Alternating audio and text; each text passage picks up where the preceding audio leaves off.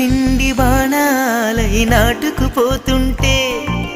చెంపలు కెంపు నాణాలై కాంతిని ఇస్తుంటే చూపులు తేనె దారాలై